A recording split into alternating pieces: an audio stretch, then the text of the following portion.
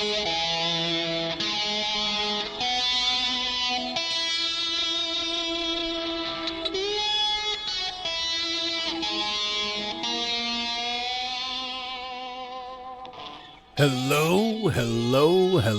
filter-free America listeners. We are back together again.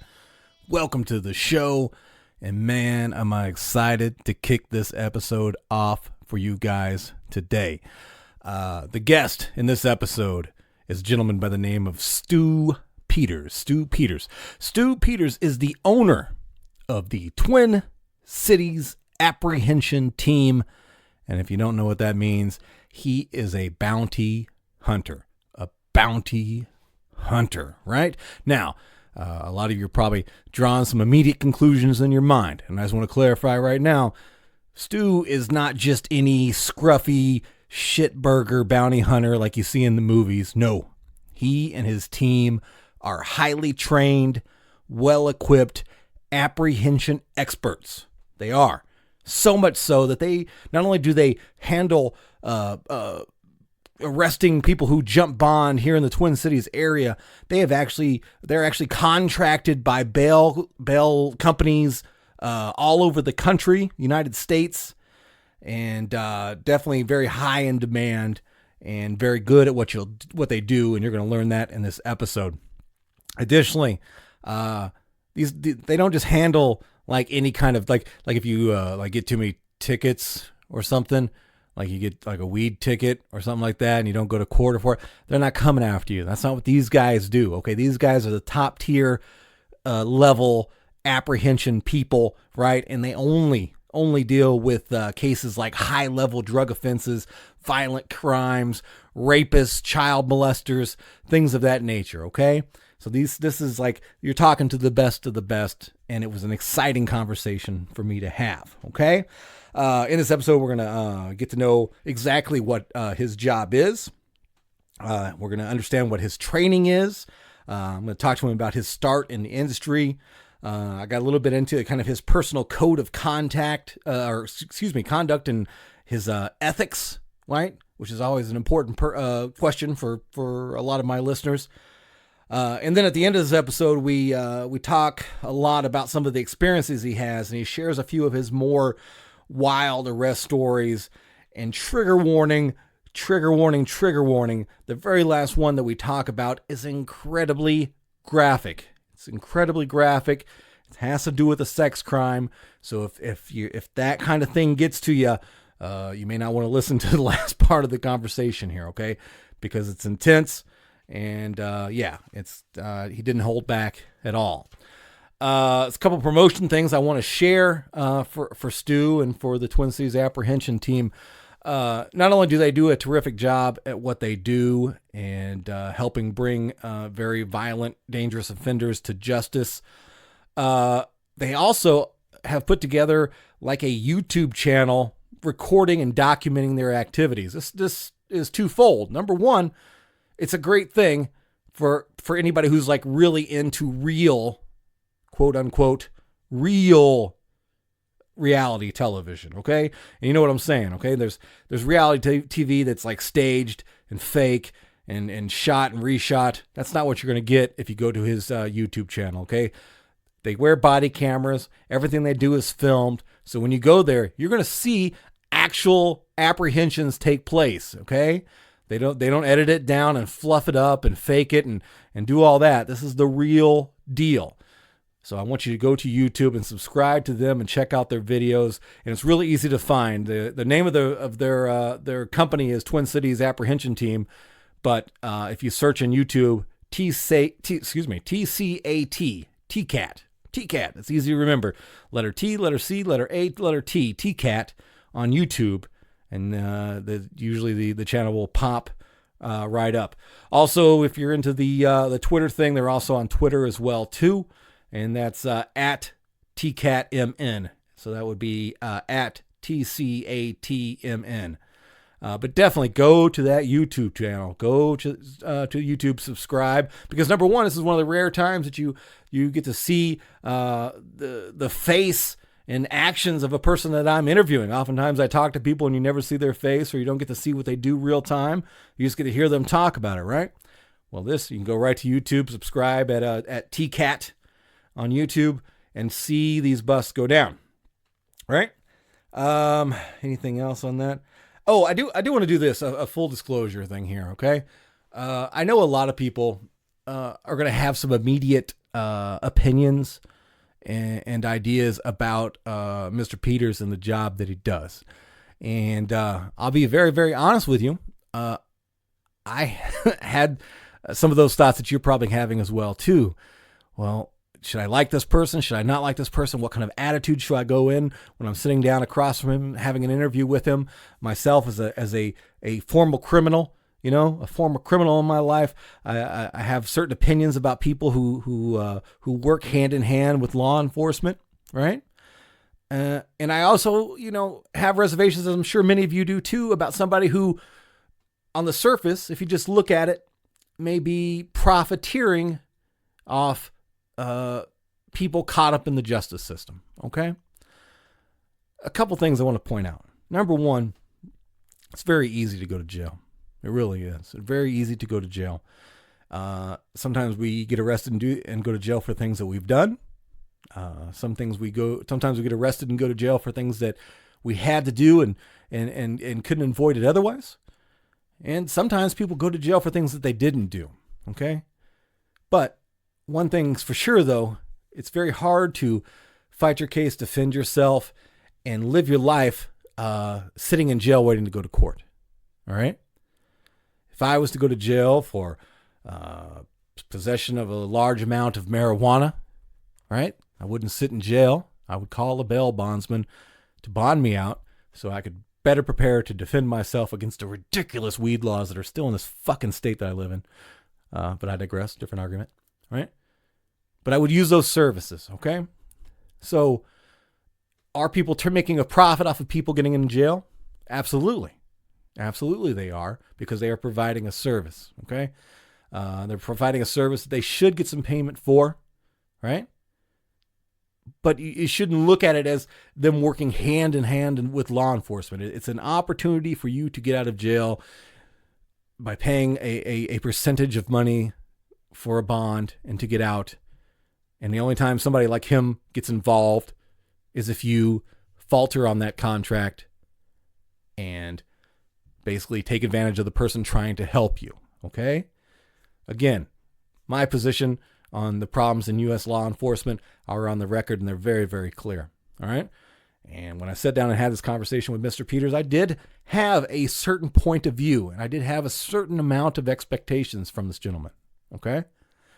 But I always try to be a fair interviewer as well as just a fair human being, that even people who I may not agree with 100%, I still try to find common ground. I still try to have an adult, fair conversation with them. And this one definitely didn't let me down. This opportunity didn't, because I was very impressed by Mr. Peters. I don't think that he is some kind of, I don't know, what's a good word for it, just somebody that wants to consume off the backs of humanity, off the people going to jail. I don't feel that from our conversation. I didn't feel it at all. And as we continue to talk, some of his opinions and his points of view about law enforcement, about the justice system, about weed laws, some of those things were coming out in the conversation. And, we met on eye to eye on a lot of ideas. Okay. I doubt we'd agree 100% on 100% of the things, but who does in this world? Okay. So all that rambling is just to kind of set up the point to have an open mind when you hear this conversation. Okay. Some of you are going to leave with the exact same attitudes that you had before. And if it is, it is. I'm sorry for you. And hopefully you'll enjoy the next episode that comes out. But if you do, like most of the listeners at the Filter Free America podcast do, come into ideas and come into new things and to new people with open eyes, or open ears, I guess would be more accurate, right? I think you're going to be like me and maybe have a slight or subtle perspective change on a lot of things. Okay. I really appreciate the conversation. And again, I think there's something to take out of this as far as, I guess, our view of the world around us, right? Because I know a lot of you are like me, and we have questions and issues about the justice system. But again, I don't think this is the bad guy you point your finger at. I think if anything else, he helps more than he hurts. And I don't fault anybody for making a profit for what they do, especially when making a profit, when putting yourself at risk, when fighting very violent criminals. And again, let me remind you, some of their biggest busts, some that we'll talk about at the end of this, are rapists and pedophiles, okay? So how mad can you fucking be when they're locking up rapists and pedophiles? But whatever, listen to the episode and try to get something out of it. One other thing before we kick it off here, shout out to my sponsor, my one and only sponsor right now, simplewebsite.us, simplewebsite.us. One more time, simplewebsite.us. Now, regular listeners, you know what it is. You can say it with me almost verbatim, okay? When you're trying to build a Squarespace website and you want some help building it, right? That's who you call. We don't really call them. You go on their website, simplewebsite.us, right? Because that's what they do. They are experts in the website builder Squarespace. They have done it hundreds and hundreds and hundreds of times. They have developed and acquired skills and tricks to make websites, building on that website builder, easy, efficient, and really, really good. For example, go to my website, filterfreeamerica.com.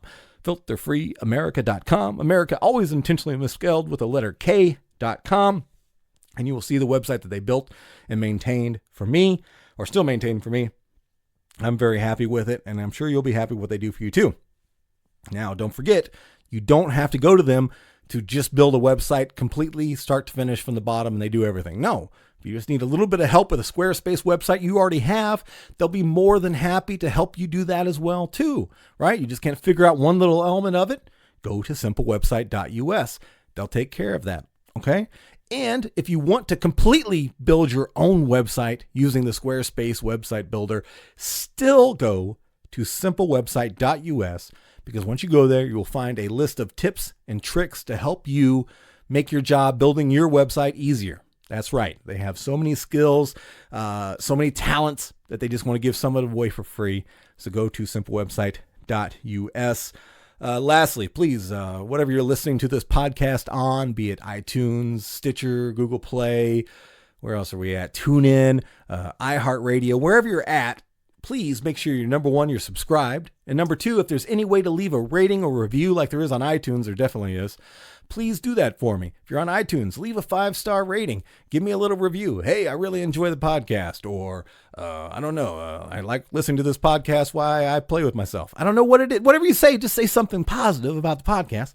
And it helps draw more attention to the podcast and more listeners and all that good stuff. And then that's going to be bigger and better things we can do for the show together because of that. And then maybe one day I won't have to have a real job anymore. But I digress again. What else? Oh yeah, please also go to Filter Free America Podcast on Facebook. Filter Free America Podcast on Facebook. Like the page. Find out what we're doing there. Had a lot of growth over there the last few months. We've exceeded my expectations in the first year. We blew through 1,000 likes already. And while that might not be much in the big picture, it's a lot to do in this short amount of time we've been back on air and doing the show here. So thank you all to the people who've participated and people who are commenting and sharing things from there. Thank you very much. And if you haven't liked the page yet, please do, because that's a great way to be in contact with the show, find some funny posts on there, communicate with me, and get to know other Filter Free America podcast listeners. So, yeah, help me do that. All right, we need to kick off the show. We need to do it right. And what do we do whenever we kick off an episode? We got to give it a name. And I'm not going to mess around. We don't really need to come up with a clever name for this one. So I'm going to go, I'm a bounty hunter with Stu Peters. Right? You like that? That's pretty simple. Where he cuts right to it. Okay, so here we go. I'm a bounty hunter with Stu Peters right here on the Filter Free America podcast. Let's go. All right. Start by describing to me and the listeners the absolute idea of what your job is, because there's misconceptions about bounty hunting work and apprehension work. So you clarify the record now. What is it you do? Yeah, which is interesting because bounty hunting is one of the oldest professions Right. in, the United States. I mean, think back way, before the U.S. Marshals or anybody. I mean, these fugitives were arrested by guys on horseback, Right. for a reward, dead or alive. So that really is what it is in a sense, if you really want to talk nits and grits and brass tacks. But the bounty hunting world, or bail enforcement, or fugitive recovery, or bail investigations, however you want to pretty it up, basically what we do is when a bondsman, we'll use you for example, we'll just say you go to jail, okay? I've been to jail.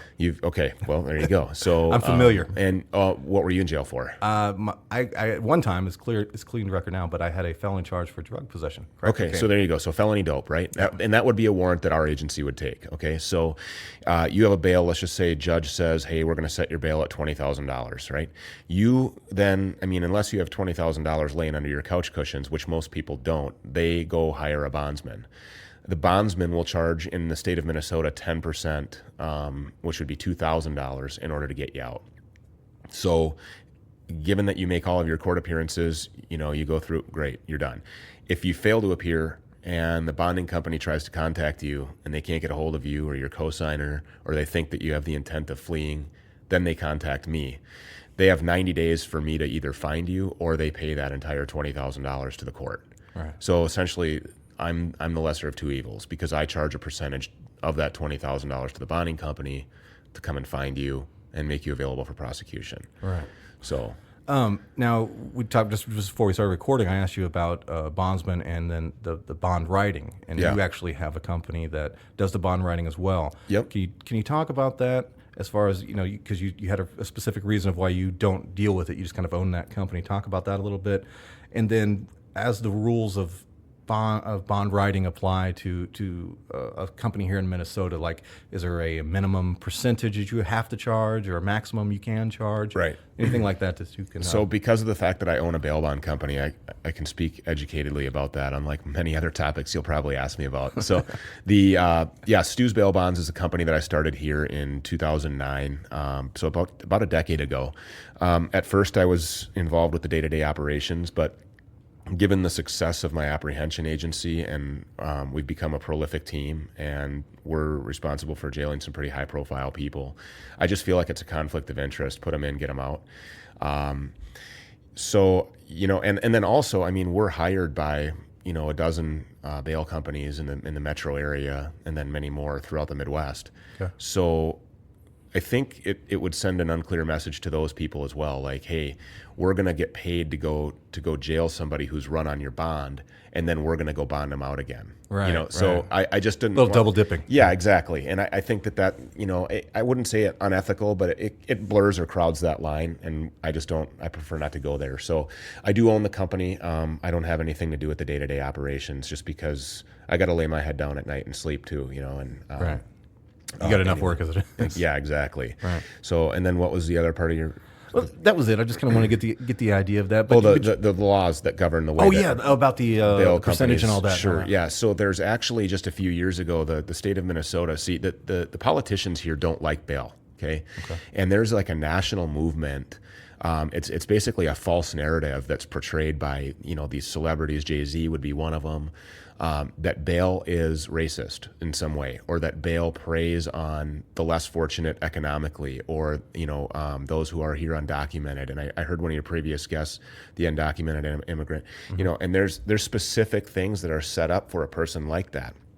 I know that our company, as well as several that we do apprehensions for, actually write immigration bonds.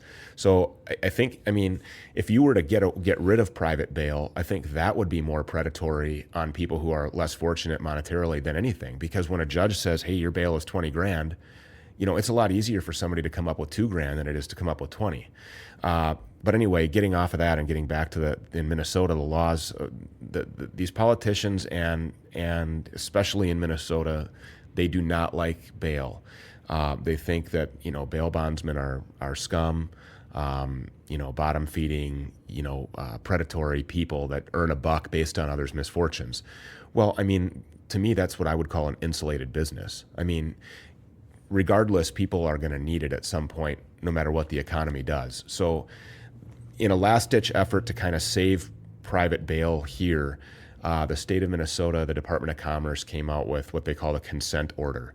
So this is a new This is like, hey, you're going to sign this contract. If you write bail, if you're licensed in Minnesota to write bail, you're going to sign this contract to the state that says you're going to follow rules X, Y, and Z. Mm-hmm. If you don't, your license is gone. Bam. And I think the first fine is $750 for any violations of that, and then it jumps right to like $7,500. Wow. And then you're out of here. So, and I think that's great. I mean, this business needs to be regulated. I mean, these people are dealing with a great amount of responsibility. They've got data privacy information, social security numbers. They're dealing with cash. I mean, is it all getting deposited? Are you paying taxes on that?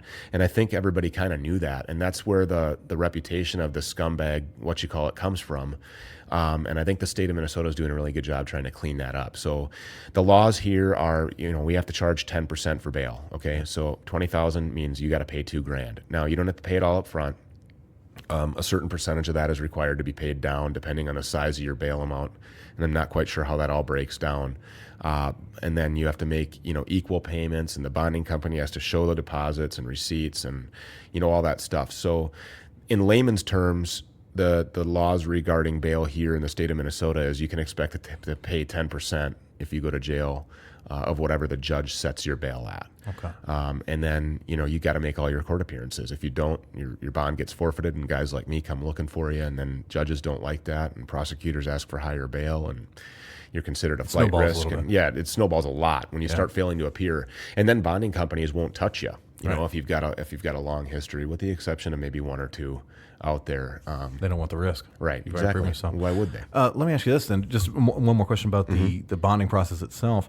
As from the bonding company side, is there a maximum amount of bonds that you can write dollar figure wise? No. And also, are you funding this with cash? Do you have to have cash security for this? Sure. Or is there like a credit or a trust system there with it? They're backed by insurance companies, otherwise known as surety companies. Gotcha.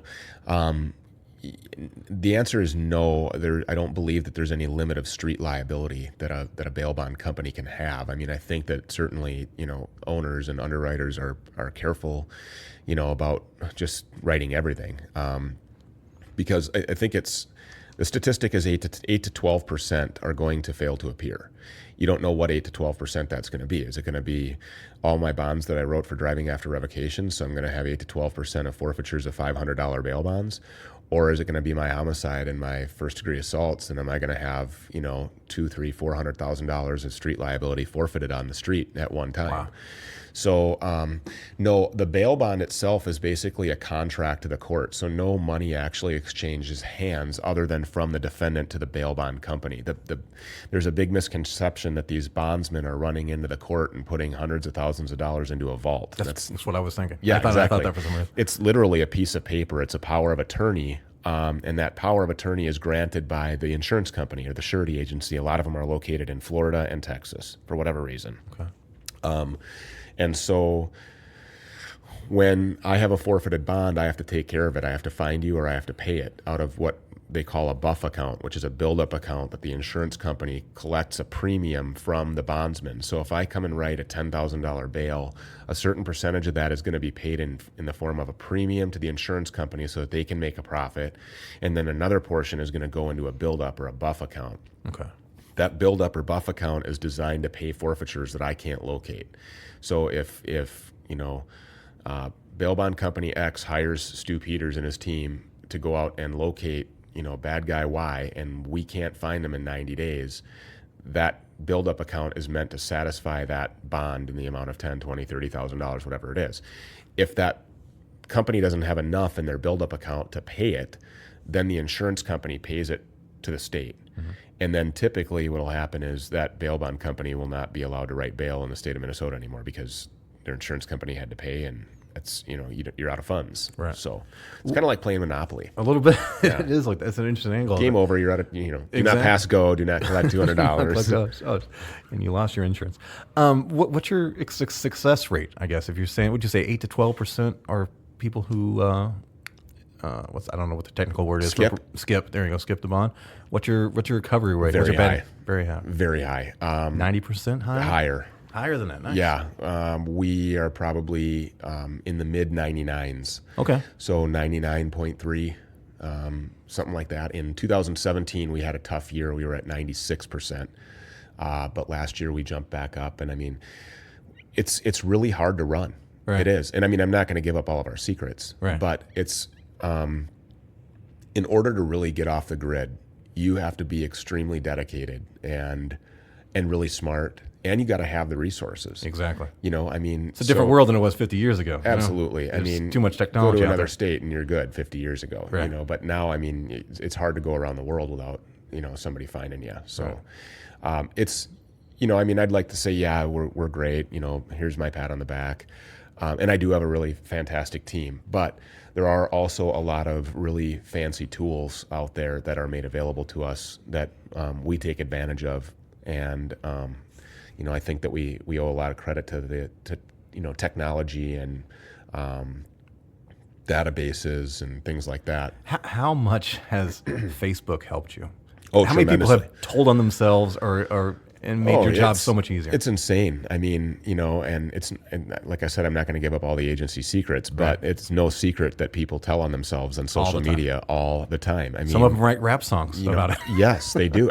A lot of them, and I'm sure you've probably seen them. Yes. So it's no, social media is a huge tool, and it's a very powerful engine in order to get the word out too. If you're looking for somebody that you're having problems shaking down, and you know you've turned over a lot of leaves and rocks, and you're just not finding any success immediately, and you want to make sure that the public is aware that this person has felony warrants and that they could be considered dangerous or a threat to the safety of the public. I mean, Facebook, Twitter, Instagram, YouTube, it's all very helpful. Okay. Let's get into a little bit of nuts and bolts of kind of how the job works. What, and I'm sure maybe it varies a little bit state to state, but what are required training or certificates of any kind here in Minnesota? Zero. Really? Isn't that amazing? That is. Literally, you can watch a weekend marathon of Dog and Bath, and I'm going to do that. And on Monday, That means I have like 5 seasons of training already. Exactly, yeah. And, you know, I mean, that's really scary. I mean, think about that. I mean, what a tremendous amount of liability to throw a gun and a badge on and go seek out people who don't want to go to jail. So am I right thinking that right now, the way you're answering this, are you an advocate for maybe some kind of regulation? Big time. Yes, absolutely. I mean, at very minimum, I mean, some God, sort that blows of. my mind. Yeah, I know. It's just. So, as far as that is concerned, the state of Minnesota, no, it's very loose in regulations. I mean, bounty hunters aren't even regulated by Commerce, so much less. I mean, is this nationwide or is this just Minnesota? Okay, which is very surprising in a state that's it's a more very liberal-minded state. They would want some regulation there, right? And my thing is, put me under your thumb, regulate me, because then I know that the jerk next to me is being regulated too. Right. But no, it's so. But agency specific, we do have an SOP, and we do have minimum standard requirements, and we do have ongoing training that our agency is required. But if you work for us, you're required to do it. We do a lot of police training as well. You know, we train with canine instructors that are law enforcement. We train with SWAT teams and SWAT trainers. And again, this is training that you're doing willingly by choice. Yeah, no one's making you do this. That's correct. You're spending your. I'm sure. Is there a cost involved? Oh yeah, absolutely. So you're spending. Okay, this is awesome. I'm glad I picked you to talk to. Yeah, and for example, you know, a big thing nowadays is persons in crisis, formerly known as like emotionally disturbed people or people with mental health issues. I mean, it's a very prevalent and very common thing to deal with. In our society and alone, much greater in our line of work. And those people who are in a crisis or who are struggling with some mental health issues, to be able to understand that person is a big deal.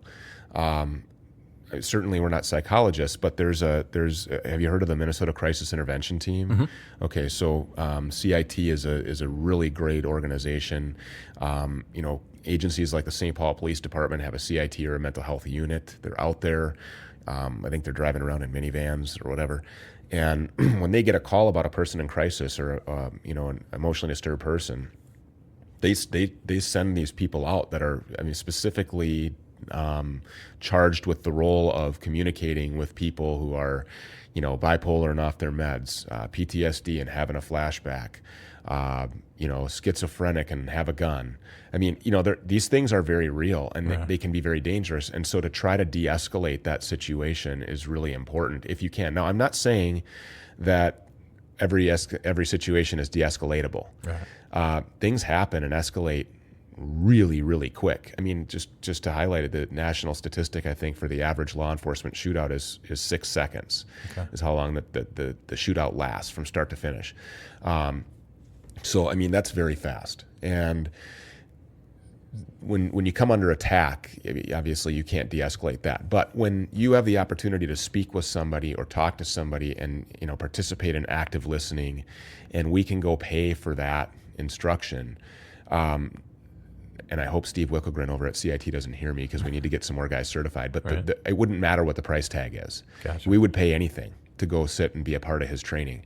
I think we paid $750 each for the guys, or maybe it was $1,500. I don't remember. But for each guy to go, and then we're not getting paid to be there either. Whereas if you're a cop, you're getting paid to be there. Right.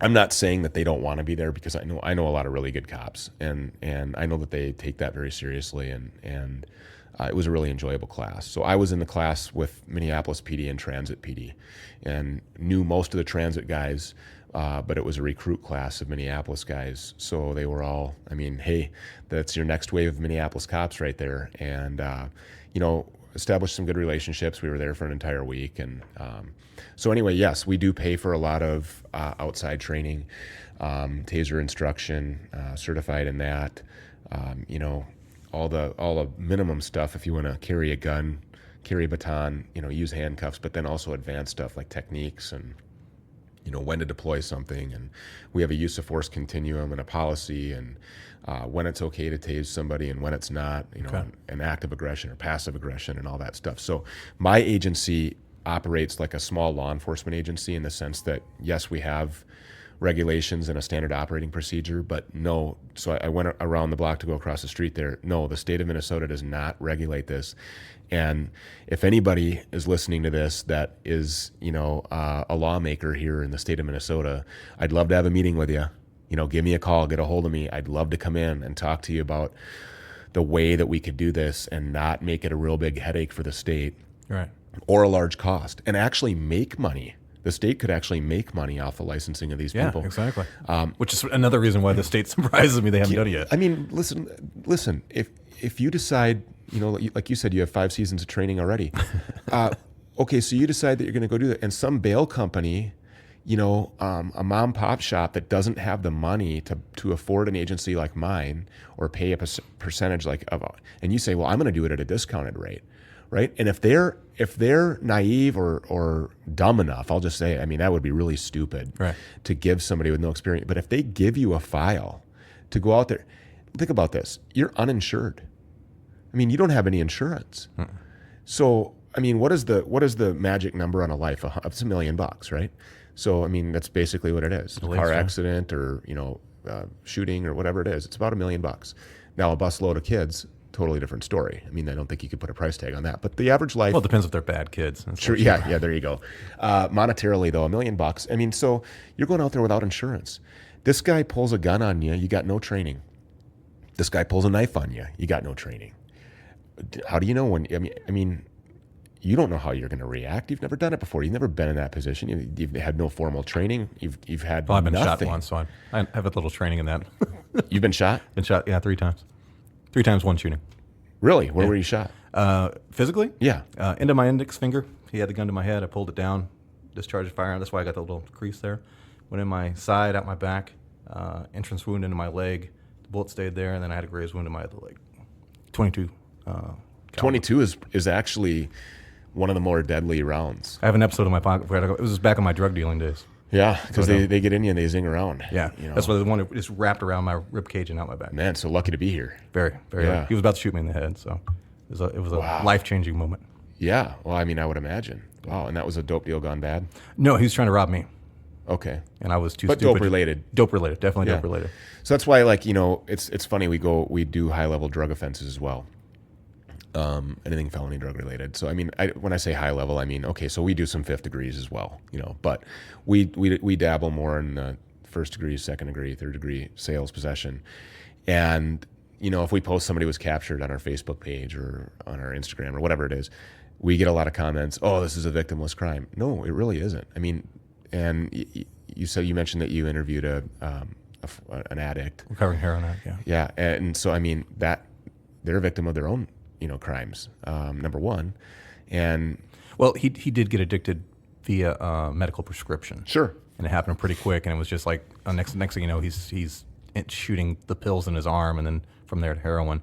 So I think there's maybe some gray area about who's the victim and who's the perpetrator in crimes like that. But I know I get what you're saying. Yeah, I mean the medical. Like I look at the stuff I did as a former crack. I mean, I was dealing crack, and it's a horrific part of my history, and I'm very embarrassed about it now. And I never try to present it to anybody as anything of, fancy or nice or cool. No, nothing like that. But I think maybe another differ would be people who are busted with some weed. Yeah, and I mean, here's the long and the short of it. We could talk about the politics or who's a proponent of what, or legalization versus criminalization and all that kind of stuff. It's nonsense. I mean, the war on drugs is being handled completely incorrectly from the top all the way down, from the most corrupt branches of our executive government and into our Senate and Congress and all. I mean, it's just it's a total shame. It's a sham, and it's horrible. But what's legal is legal, and what's unlawful is unlawful. And a warrant is a warrant. And so, no, we don't chase guys for weed. I mean, I don't even know if it's an arrestable offense anymore to have weed. It's been decriminalized here now. Yeah, up to a certain amount. At least. Yeah, to a certain amount. I think, and I don't know what that amount. What is it? 125 grams or something like that. Yeah, that was like an ounce or two, maybe something like that. Yeah. So I mean, and if you want to roll around with an ounce of personal smoke, I don't have any problem with that whatsoever. And when I pull it out of your pocket at the time of the arrest, I'm going to dump it in the street, and put my boot on over the top of it. I mean. That should be a crime, actually. Yeah, destroying somebody's good weed. I know. Well, a lot of the stuff here is kind of, stems and shake from what I've seen. But no, I mean, there's some good bud out there. I can smell it, from a mile away. Right. I mean, I've been behind vehicles where somebody's blowing Yes. some good stuff, and it's like, wow, that's some really good stuff there. So, what are your legal powers? What are you able to do as it compared to a police officer? Is there more or less flexibility for you? What is that? A lot more. Okay. So the police obviously have arrest authority based on statute. So somebody like me, I guess you would call it a citizen's arrest, okay. But not really. So a citizen's arrest, any citizen in the state of Minnesota is allowed to make a lawful arrest if and when they see somebody committing a misdemeanor, or they believe somebody to be, or they have probable cause to believe that you are somebody who's perpetrated a felony. Okay. Not my recommendation that you run around arresting people. It's just, but the law is there that you can do that. Yeah. So now there's a surety authority to arrest, which is the statute that I operate under, and it's a 629 point something or other. I don't know. I'd have to look it up. Right. And I should know that one. I mean, that's probably pretty big for a guy like me to know. I used to know. Just say a number and I'll believe you. Yeah, 459. There you go. Oh, that one. Yeah. Yep. So the surety authority to arrest is basically, and it's a very subjective statute, which is, so I believe, and I'm paraphrasing, but I know that part of this is verbatim, and it says, if the surety feels that you may flee or otherwise not perform to your bail bond contract, that we shall arrest you and surrender you to law enforcement or to the jail, or bring you before the court. So that, I mean, think about that. If we feel, right. Well, how can we speculate as to what you're feeling, and how can you as to what I am? I mean, how do you know how a person feels? So if a bondsman, so basically if you're being a jerk to your bondsman can go, I feel like you're going to skip. Right. And then call Stu. I don't feel like fucking you with you anymore. We're going to revoke your bail. Yeah. And there you go. So, and then also when you sign a bail contract, there's a lot of fine print on the back of that thing. I mean, that's one of those big. I was just going to ask about that. Yeah. I mean, so you're waiving a lot of your constitutional rights, your Fourth Amendment right to search. I mean, there's a lot of things. Electronic monitoring. Clarify that one for me. You go to a house. Yep. You absolutely sure the person's in there. Yeah. You don't need a warrant to go in, do you? No, I don't. Okay. I don't. And specifically, if it's an address that you've listed on your bail bond application or on a cosigner agreement, or just an address that you've provided to the bail surety company or bonding company agency at all, that's you've waived your right to refuse consent to search that house. So, I mean, even if you haven't forfeited your bond, even if you haven't failed to appear, and even if you don't have a warrant, if the bonding company says, hey, go check up on this guy, we can just come and make entry anytime we want to. Hey, what's going on here? How you doing? Right. I mean, now, is that a practice that we do? No, absolutely not. I don't arrest people without warrants. It's if a bail company decides that they want bail revocation, I will coach them on how to do that and get a bench warrant, and then we'll go do it.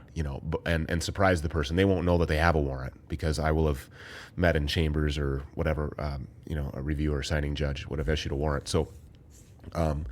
No, you won't find me out there arresting people without a warrant, but certainly there are a lot less regulations and a lot more latitude granted to somebody like me, essentially a whole lot more control and power in a warrant situation for me to make a lawful arrest than a police officer when you fail to appear in court. And then if I see you inside of a window of a house, I mean, that same with law enforcement. If you got a felony warrant, I'm able to positively identify you, and game on. Right. So yeah, I would say that if you are a person who's on the run from the law and you have a warrant, if there's a bail bond company involved, you're probably a lot less likely to evade because somebody's got some skin in the game. Right. Which is, to me, what makes the bail industry such a great thing for the public, and it comes at no cost to the taxpayer. Exactly. Right. So I'm out here doing law enforcement work, doing police work as a non-sworn person that costs the taxpayer nothing, but is responsible for holding violent offenders accountable. So even if I'm not charged with arresting them, just the threat of my very existence is enough in most cases. Hey, I better go to court. Right. If I don't go to court, hey, there's $100,000 on the line here, or 50 or 20 or 5 or whatever it is. And my dad signed for me. My grandma put up her house. People stand to lose something. You're more than likely going to honor your contract, which is why only 8 to 12% fail to appear. Right. So, and this is another reason why if you co-sign on somebody's bond, you might really want to consider who you're co-signing for. I would never do it. Right. I mean, honestly, I really would never do it. I mean, we even if like your brother or something. Nope. Really? No, I wouldn't. I've seen too many family members just get completely screwed by that. I mean, and that's just me personally. But then of course I'm jaded. Okay. I'm a little cynical. I've seen the worst. So fair enough. But especially when you get into methamphetamines and things like that. I mean, these people are not thinking. They're not themselves. They're not themselves, and the only thing that they're considering is their next high. So it doesn't. I mean, they'll go take the copper out of their dad's house. I mean, he could care less if he's on the hook for a bail bond, right? Right. That's not where they're getting high. Jail does not offer meth, as far as I know yet. Right. How does that specifically? Just since you brought it up, I mean, emotionally, you've seen that, you've dealt with these type of people. Is it hard to put it up? When you go home at night and you lay your head on the pillow, is it hard just to process it? Some things, crimes against kids, yeah. I'm a dad, right? So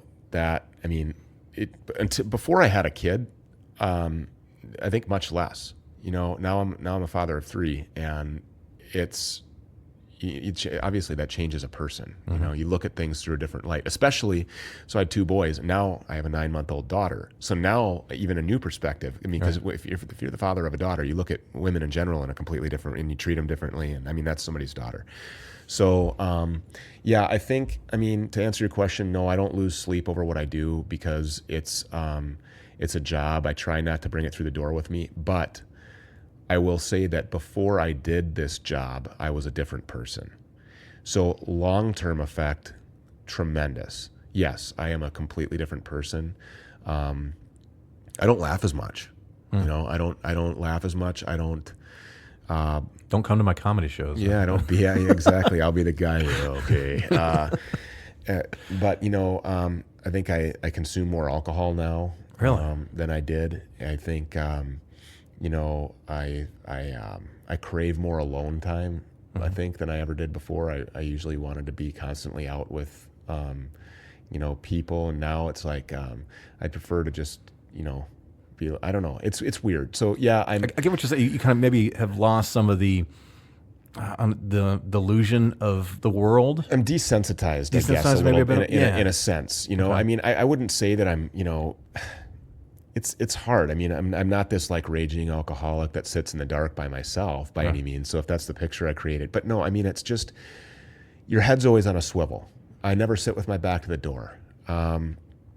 Everybody's got a gun until they don't. The first thing I look at is your hands. I trust nobody, until I really get to know them. And even then, it's like, because everybody's got a motive. You know, I've seen the worst in people for over a decade, and that just makes you look at the world through a different light. I'll be with my family, and we'll be driving down the street, and my wife will go, "Oh my God, that guy just slapped that woman."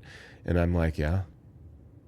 And she's like, "Well, that's not a big deal to you?" No. And she doesn't like that about me, because it's not that you approve it, you expect it now. it doesn't, nothing really shocks me, which is, I think if I could change anything about myself, it would be that I would be more sensitive to things. But it takes a certain kind of person to be able to shoulder that and to still, be a dedicated father and a dedicated husband or wife or girlfriend or mother. And so those who, like in law enforcement, our cops out here, they do a tremendous job, and they see a lot, and they don't get enough credit. And I get a small taste of that, every day of my life. And so I can understand, like the whole hug a cop and police supporters and thank a cop and the thin blue line and the rallies and all that. I'm on board with all that. I'd be the guy jumping out of a car, helping a cop for sure all day long. Am I saying every cop is great? No. There's dirtbag cops, just like there's dirtbag any other profession. Right. But they put it all on the line every day, and I don't know where I'm going with this. But well, I do, and I appreciate that take. And as we talked before you agreed to do this, and I was pretty open with you. I was like, I have questions about law enforcement. I've done multiple episodes with voicing my concerns about it. And I have a joke on my album about my concerns with law enforcement, specifically, Minneapolis law enforcement. But and it's good though that I'm having this conversation with you, and I'm processing some of my thoughts as you're talking right here. So I appreciate a lot of the input you're giving me right now about things like that. I wish more, because I've had some run-ins with cops who I know are not good cops, but yeah. I wish a lot of them would have some of your perspectives that you have. I think that's very good. So in saying that, what was your background previous to doing this work? I went to school to be a cop. Okay. And then I did a geographical move. I went to LA, and then I came back, and then I went to Florida, and that's where I had my longest. Were you a cop in LA? No. Okay. Nope. I was going to Normandale. Okay. And I decided that I want to be a music entertainer. So nice. If you look at Focus, F-O-K-I-S-S on YouTube, it's like Focus. I was a rhythmic rapper, No shit. Yeah, no, I was. I'm definitely gonna look. I was actually signed to a major label. Okay. So no I've got, shit. Yeah. So and I've got a couple of music videos on there that I'm really proud of. Actually, that was a time in my life that nobody could ever take away from me. Right. And I'm a tremendous lyricist. Rhythmic rock was kind of my thing. Okay. So I've got a song called The Long Road. And then I think one of the other professionally shot videos that's on there that I enjoyed doing most was a song called I Never Made It. And that was shot here in Minneapolis. The Long Road was shot in New York when I was signed to the major. But, when you get signed to a major label, you owe them. Right. You owe them records. You owe them albums. You owe them singles. You owe them videos. You owe them an electronic press kit. You're in debt to them for recoupable money, homes, cars, things like that. That stuff doesn't belong to you. That's on loan from the company. Right. And so anyway, I owed them one more song, one more single, one more record, one more video. And so I gave them a record called I Never Made It, which basically is telling the record industry to shove it up their ass. And so, no, it's gonna be my favorite song now. Yeah, it was a really, really great time in my life. Nobody could ever take that away from me, but I'm glad that it's over with. And then, so then I went to Florida, and when I was in Florida is when I got introduced to the bail, and because I was going back to school, to finish my degree, go be a cop, and I had a guy, his name was Anthony Rodriguez. He was a bounty hunter for a little mom and pop shop called Roche Bail Bonds, who is now a huge national surety company. And Armando down there, shout out to those guys if you're listening in Florida. They're just great people on Orient Road in Tampa. If you ever need help in Tampa, use those people, great bail bonds people. Anyway, so there was my shameless plug of the day. There you go. So, hey, why don't you come and work with me, while you're finishing up your whatever. And I thought, oh God, how's a backgrounder going to look at that if I, decide to be in law enforcement? And he's like, we got to earn a living. Right. Is that a real thing that when they were doing background checks for law enforcement, would they look poorly on that? You don't know. You don't know. And there is a very there's a stigma about the dirty bounty hunter, the scary. I would hope that a majority of it is Hollywood created, dramatized. Yeah. I think for the most part it is, but unfortunately, because as a former criminal, I've worked with some very reputable bail bondsmen, not in this state, but in other states. And I will say that I think that the danger is that there is a small percentage that emulates what they see in that over dramatization that Hollywood projects about this business and the way that it operates, and so they go out and they become the door kicking, gunslinging cowboys, and it's just it's a dangerous deal. What's your favorite bounty hunter movie? Or what one do you hate the most? I guess either way. God, I what was that one where the Mr. and Mrs. Smith, is that what it was? Where the husband and wife team were bounty hunters and they was that with Will Smith? Was it? I don't remember. I don't know. Bounty hunter movies aren't something that I really. I put up a post asking people to ask me give me some questions to ask you, and one of them was asking about the movie Jackie Brown. You ever seen that? No. You know what? As a matter of Max fact, Cherry was the bounty. Yeah, I got to stay away from that Jackie Brown. I've been told that it's all too real to life, and no, I'm going to watch great it. Movie. Is it? Yeah. And so, as a matter of fact, a real good friend of mine who's a longtime legendary retired St. Paul cop he'll ask me every time he sees me, have you seen it yet? So yeah, should be a training video for you. I know, right? And then I'd be certified in one more episode. What is your views? And actually, we'll start talking about this too right now. Now, if cameras want to follow me around and do a reality show, right? And you do your own type of thing on YouTube, and I want to ask you about that. But what do you think, or did you notice an impact, or what are your views on like a bounty hunter? Dog the Bounty Hunter television show, as far as what did it do to the industry, and what is your take on him as a bounty hunter?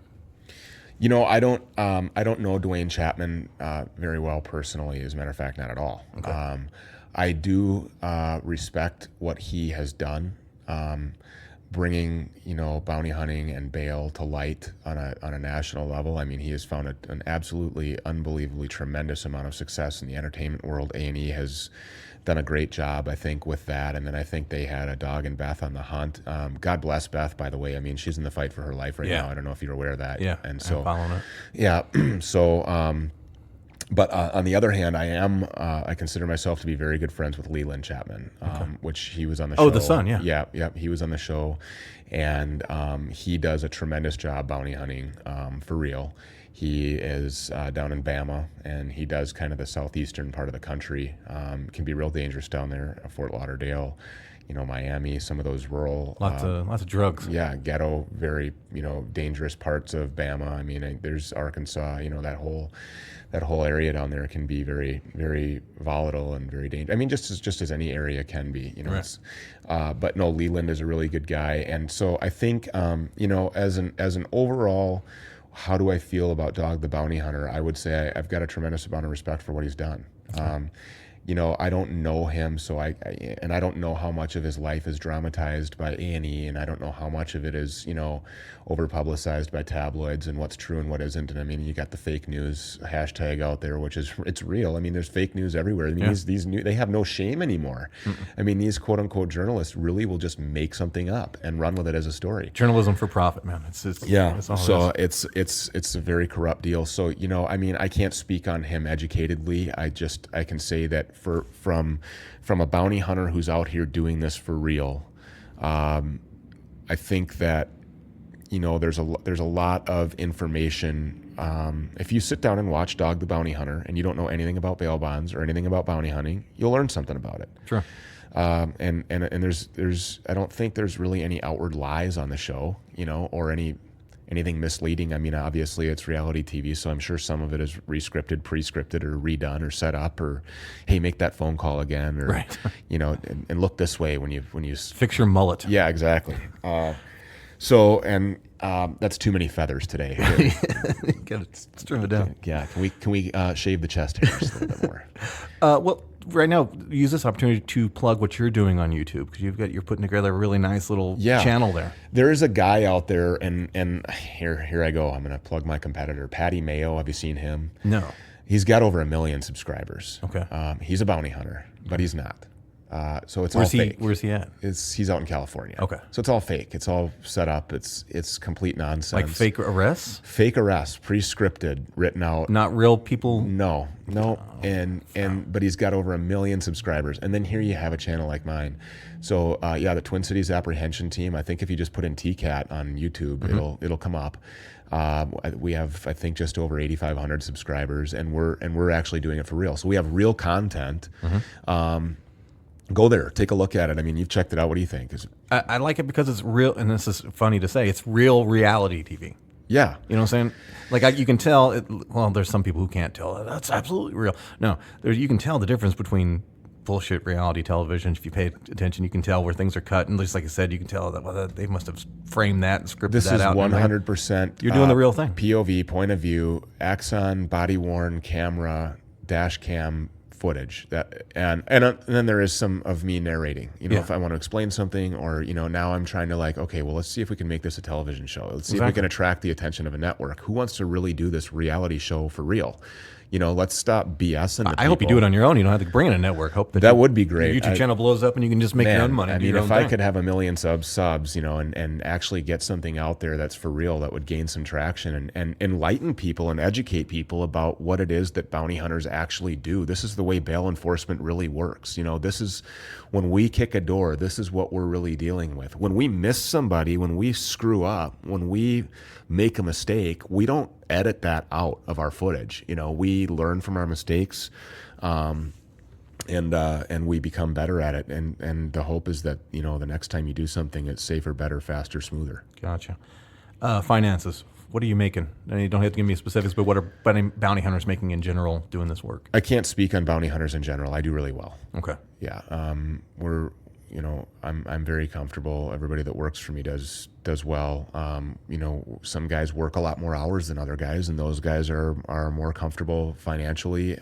They're less comfortable in their family life. They're single guys, that can be out here making a couple $100,000 a year all day working for me. So, do you need a comedian? To just tell jokes to suspects. Let's talk about de-escalation. I mean, Right. Back to that person's in crisis. I mean, tell a good joke, lighten any mood. So, no, I mean, and then, I got guys that work for me just once every couple of weeks, but my team is small, but, I'm not hiring because, I'm always hiring. Right. Okay, but I'm not taking applications. Does that make sense? Yeah. So if you're looking for talent, if somebody that I know knows a guy that knows somebody, and this is a very hard job to vet for, because your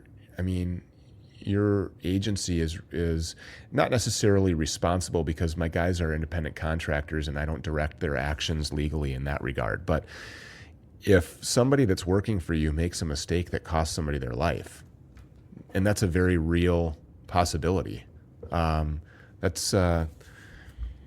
So we're not hiring. Don't send me your application. Don't send me your resume. Not only just the image of your company, but then there's financial liability and everything on there too. And we do the insurance thing. We pay a very hefty premium. We have insurance for bounty hunting, and I think we're the only ones in the state of Minnesota that actually have it. If not, and so some of my haters and some of my competitors will say, "Oh, I heard you on that podcast say nobody has insurance." Well, then prove it. Show me your policy, because you don't have it. Right. You don't. You can't afford it, because I know what you do for business, and we're the big dogs out here, and we're where the bail enforcement industry's bread gets buttered, and especially Minneapolis, Minnesota, but I would say in the whole upper Midwest. Really? Yeah, absolutely. Okay. So our success rate, we've gained international attention. I mean, we were on this Japanese show. They sent me a thing. Can we put your thing on the news? And I'm like, yeah. And I go, can you send me a copy? And I didn't understand a word of it. Right. And then I've got this guy reaching out to me right now, sending me emails. He wants to fly here from Germany and roll around with me. The Star Trib did a big article on us. They rolled around with us and she did a really good write up. It very educational about, and she was very candid, very honest. She talked about my previous mistakes in life, and all that stuff. So yeah, check out Rachel Hutton's thing in the Star Tribune. But no, we've become pretty prolific. So we've attracted the attention of bonding companies throughout the entire country. But here in the Midwest, it makes more sense. So we're bounty hunting for, bail companies that are in Iowa and, North and South Dakota. And we enjoy that. I mean, I love traveling. And just because you're running, on a bail bond that was written in Minnesota or North or South Dakota or Iowa, it doesn't mean that's where you're staying, So we get to do a lot of fun things. I mean, we get to go to interesting places, and while we're there, I mean, yeah, we're there on business, but you have to stop and smell the roses, or you'd go completely insane. Talk briefly about how demanding the job is as far as work schedule.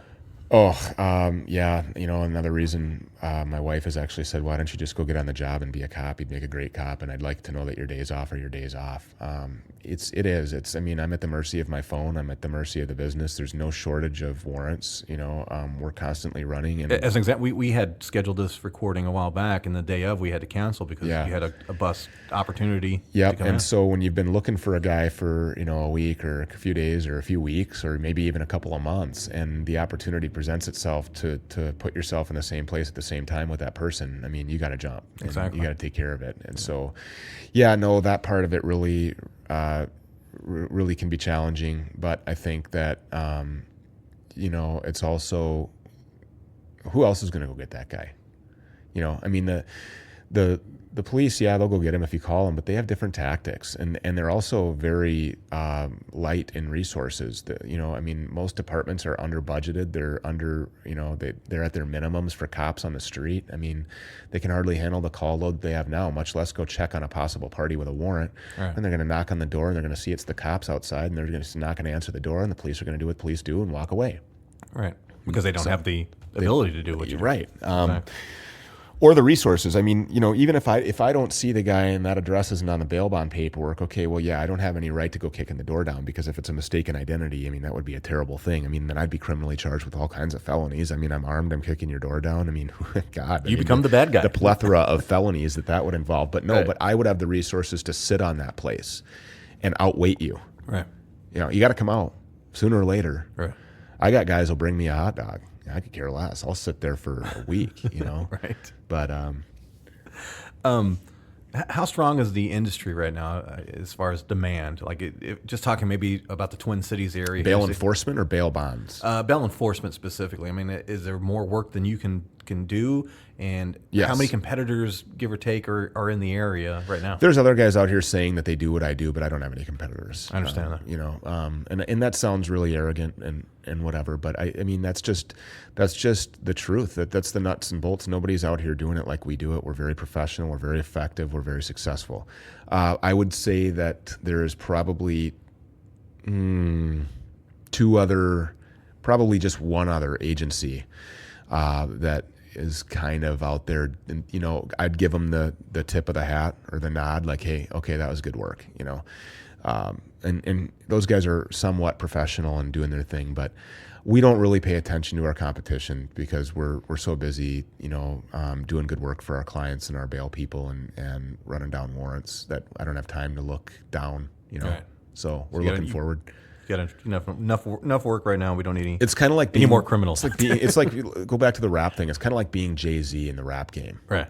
Do other rappers really matter? Right. No, not anymore. I mean, I'm Jay-Z. Why do I care? Right? That's awesome. I can't wait to hear your song. You'll love it. Right. Take me to. But subscribe to the Twin Cities Apprehension Team, because we got it. I'm going to promote all that. I'm going to promote all this stuff. So all right, good deal. We're going to send people to all that. Take me back to your very first apprehension. Do you remember your very first apprehension, yes, and how fumbly was it for you? I absolutely remember how fumbly it was. Man, we were in Tampa. We were in Ybor City. Rodriguez goes, "Hey, you watch the back door." And he goes, "I'm going in there," and we have no radios. I mean, this was back in, this isn't that, things have come a long way, but I heard the door cave. What year range are we talking here? This would have been in, 2002. Okay. Oh yeah, this would have been in late 2002. So, it's quite some time ago now. Right. And I hear the door cave, the wooden door, just splinter. And I hear him, get on the effing ground, and he's yelling at me to come in the back. Well, there's no back door. So I'm like breaking a window and crawling through this window, and I'm going in head first. All the tactics were completely wrong. Right. I'm sticking my head into it. Yeah. So anyway, we got the guy into custody. He was hiding in the fridge. All of the shelves were pulled out. It was one of those old fridges where all the shelves were in. He was in there. And then I remember my first Minnesota apprehension also. What was and that was down in Faribault. And Is this your own company now? Yeah, this is my own company. Okay, so so now your I'm first like, okay, this is my, and a bail bond company out in Buffalo. Okay. Hired. They were the first guys to roll the dice on Stu Peters, the bounty hunter in Minnesota. And it was a female we were looking for, and I caught up to her down in Faribault, and I'm like, oh, that was her. She was the passenger in that car, and she pulls in. And so, rather than sitting back and watching, like, of course you should do, I'm all excited about running up there and making my first apprehension in Minnesota and for my own company. And here we go. And out jump three guys that are like 6'8", and so fight of my life is on. And, thank God a couple of cops drove by and saw that I was in this fight. And they didn't know at the time who's the good guy, who's the bad guy. So Right. Everybody ends up in handcuffs, and I'm pointing at her. Hey, she's got felony warrants. Were you armed at the time? You came in today, sidearm on. When Yeah. you started out, were you carrying at the time? Yeah, and I think anybody that is prohibited from carrying a gun for whatever reason it is, don't consider bounty hunting. Doing this job without a gun would be just incredibly stupid and totally careless. But yeah, I was armed, and so so it's like, well, how many times is a gun involved in an apprehension? Every time. Okay. Every time, because I bring one. Right.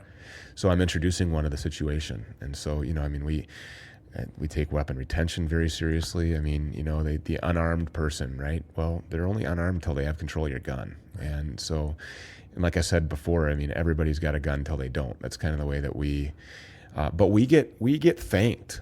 This is unbelievable. I would say that 9, maybe 8. Okay, well, let's just say 7, because then I know that I'm not BSing. Right. 70% of the people that we arrest, when we get to jail with them, and they're walking, we're transferring custody to the jail staff. They're turning around and saying, "Thank you very much." The guy you apprehended? Yeah, Okay. the jailers are looking at us like, "What? Did he just thank you?" Yeah, that is the type of service that we provide. Oh, shut up, Peters. No, honestly, because we treat people with respect. Right. Until they prove that they don't deserve it, or that Okay. they haven't earned it, or they do something that's disrespectful, and even then we're not putting the boots to them, and What's your demeanor when you approach somebody and they're not running or anything like that? Are you? Yeah, this is one of the issues I kind of have with cops, and because they tend to put on this, maybe not stoic, but sometimes aggressive type of, even if it's something really minor. Even I've had traffic stops where I've been stopped in traffic and they're just a dick. What is your demeanor? What's your philosophy of dealing with and talking with people, assuming they're not trying to kill you? Well, I guess it would depend on whose perspective it is, and some people would probably say that I was over aggressive or stoic. I don't know. Like I said, everybody's got a gun till they don't. I have one rule, and that's I go home. Everybody on my team goes home. So I can say this: things will relax a whole lot once you're in handcuffs, and then now we can talk, Right. But I got a job to do between now and then. And remember, we talked about 6 seconds. Right. Lots of things can happen between the time that I see you and the time that you're in handcuffs. I don't know you. I've never met you. And I'm going to handle the situation accordingly. Especially if there's people around me, if I'm in your neighborhood, if I'm on your block, if I'm in your home, if I'm in, if you're in your car, that's your territory, that's your grounds, and I'm coming into your world, So there's a certain amount of discomfort and nerves that go into every apprehension. If you're scared, not the job for you. Right. Time to hang it up, because now that's dangerous for not only yourself, but for the person that you're charged with arresting, for your team, for the general public. It's just a dangerous situation. If you're scared, don't do this. But if you're nervous, I would be a liar if I were to say that I'm not nervous. Of course you are. And I think nervousness gives you an edge. Am I fumbling with my gun and am I shaking? And no, No, I've done this too many times. Right. I've accepted what the ultimate sacrifice or consequence of my decision to do this job could be. Do I want to die? Do I want to get shot? Of course not. I'm a dad. I want to see my daughter get married someday. So no, I don't have a death wish, but I've accepted that that's a real possibility. And I don't know. I think to answer the question, what is my demeanor? I'm all business until we can decompress. Okay. A couple more questions before we get to the stories I wanted you to share with me. Talking about the risk of injury and death and things like that. Have you ever been injured or have a member on your team injured in any kind of way? Yeah, I've been injured. I've never been shot. Okay. Which sucks. That's why when I wanted to hear about it. Right. We have our injuries. We have our injuries when we're in training. We fight really hard in training, and that's because if you slow down in training or if you don't give it 100% in training, you're not doing yourself any favors, because that guy that's coming out of that closet, of that bedroom at the house at 35th and Emerson. And I just use that as an example. I love the North Side, so don't, read into that at all. But the person that's coming out of that real closet, he's not going to go easy on you. Right. You know what I mean? So we have a lot of, I wouldn't necessarily say injuries, but guys get hurt a lot in training. And then of course on the job, one of my guys, he's no longer with us. Lee Yang is his name. Tremendous dude. I wish I could have him back. Just a wonderful, wonderful asset to our team. But he went on to do other things. But I remember when he put this guy through a privacy fence, and it was like, this guy, he's running, and this video is actually on our channel too. I don't remember how far down, but or what it's titled. But this guy is running. It's dark outside, and Lee is chasing him, and Lee is a track star. Well, earlier in the day, we were kind of doing surveillance in the area, and there was this guy putting up a privacy fence, building it, the homeowner, and it was brand new lumber, and you could tell he was really proud of that fence, and he's like, all right, that job's done. Had no idea that 4 hours later there was going to be 2 bodies flying through it. Hey, that's. Did you guys fix this fence? We didn't. I went up to him and I said, hey, about your fence, and he goes, did you guys get the guy? And I go, yeah. And he goes, don't worry about my fence. Thanks for what you do. So Fair enough. he was that was pretty nice, because certainly he could have helped me financially. I should have I should probably go back up there and give him some money for that fence. Right. All these years later, it's a couple years. I should probably go back up there and do that. It would be the right thing to do, isn't it? Yeah, something. Buy him a beer or something. All right. Well, maybe I'll do that. How about the reverse now? Have you ever had to seriously injure or kill somebody you were apprehending? Nope. We have never killed anybody. We've never been involved in a critical incident, which is, I think, a huge.